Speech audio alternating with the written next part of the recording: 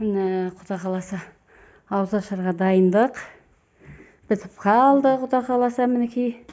Міне, Бипка қызмет істеп жүр. Мінекей. Келіншек болып жатырмыз енді, келіндердің орнына өзіміз енді. Мінекей. Өзіміз енді кемпірлердің жасағандары енді. Қандай қылып жасағанымыз енді білесіңдер, әле қаймақ қойылады, салаттардың 2 түрлі салат, свежий салат пен 3 салат қойылады. Міне, мынаяқта мырзағалар бар.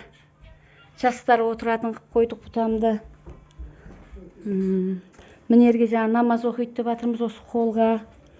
Мінекей мінерге әйелдерге. Мінекей.